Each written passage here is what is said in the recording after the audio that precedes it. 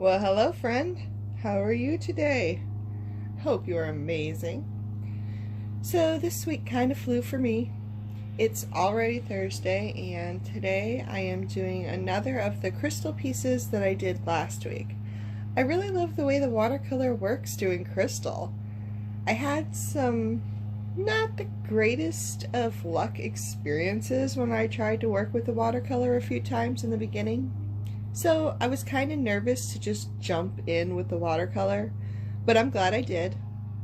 I love crystals, and now I have a ton of things I'd like to do, and I'd love to hear if you like crystals and what your favorite kind is.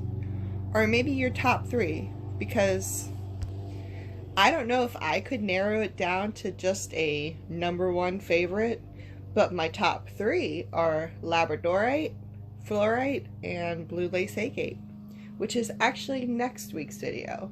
If you didn't see the posts on social media, I did a fish with blue lace agate as a reference. So if you're new to my channel and you don't want to miss that one, please subscribe and tap that little bell and YouTube will notify you. And this piece I'm doing here is fluorite, which has always been one of my top three. I love the color purple and green together. Like if someone were to ask me what my favorite color was, I would say blue is my favorite color and red is my favorite color, but purple and green together are also my favorite color. So again, I usually can't narrow anything down to one unless it's more categorized, like what's your favorite blue stone or what's your favorite place in Florida. But if you asked me what my favorite place in the United States was, I'd have to pick three. Or if you asked me what my favorite food was, I could never only pick one. But if you asked me what my favorite dessert is, I could definitely pick one. And I feel like you probably get the picture at this point. So, moving on. Now that we are officially in September, we have an official list for Inktober. Has anyone seen it yet? Anyone plan on participating? I know I'm definitely going to start it. I'm not sure if I'll finish, but I'll definitely start. I know my hardest part participating the last couple years was that I had a full-time job working at a grocery store, and October is always a little bit of a busier time. It's not season by any means, but it wasn't summer either, so it's kind of hard to find the time every day in October to post something or to draw something. So this year, I'm really going to try to do something every day since I'm doing art now. And I really find sometimes the hardest thing with Inktober for me is the prompt list. Some of the words are just kind of out there. I mean, I'm not looking at the list right now, but I know there's a couple on there that when I look at the word, it's like, okay, so what do I do with that in art? How do I portray that word in art? So then I kind of feel stuck sometimes when I run into a word like that, and I'm kind of a type of person that follows the rules, so sometimes they, I know there's like no rules to Inktober even though there's rules to Inktober, but I like to kind of try to follow the rules. So I want to follow the prompts, but then when I can't think of something for the prompt that I'm given, it makes it really hard to do something. And I don't know, is that kind of like art block? But I don't know if it's art block or if it's just not being able to think of something. Because when I think of art block, I think of it as not being able to get what you want out on paper, not necessarily that you can't think of anything.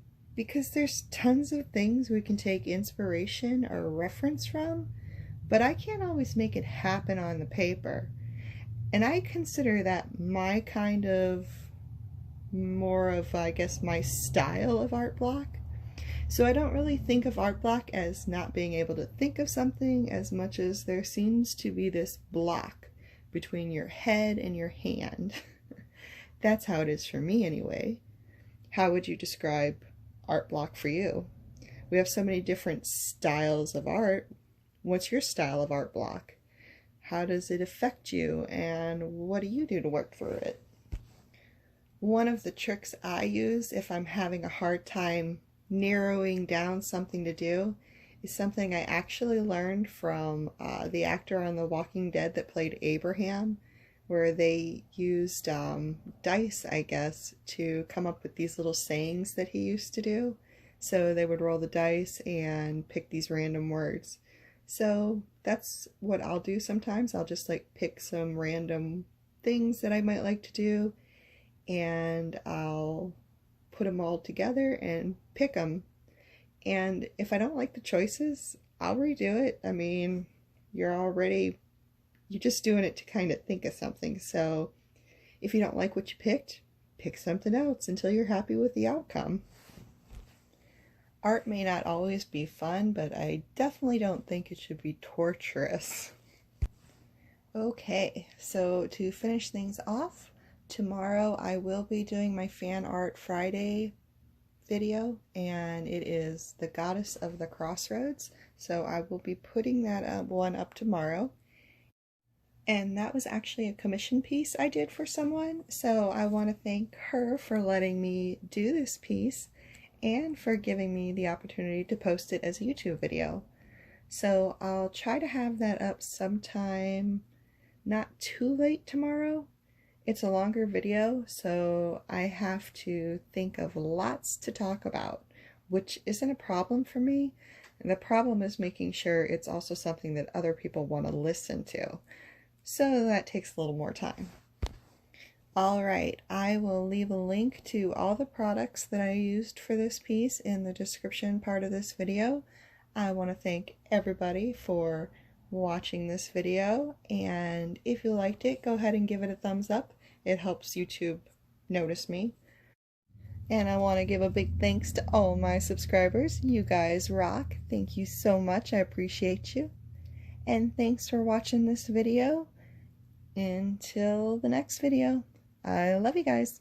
Bye.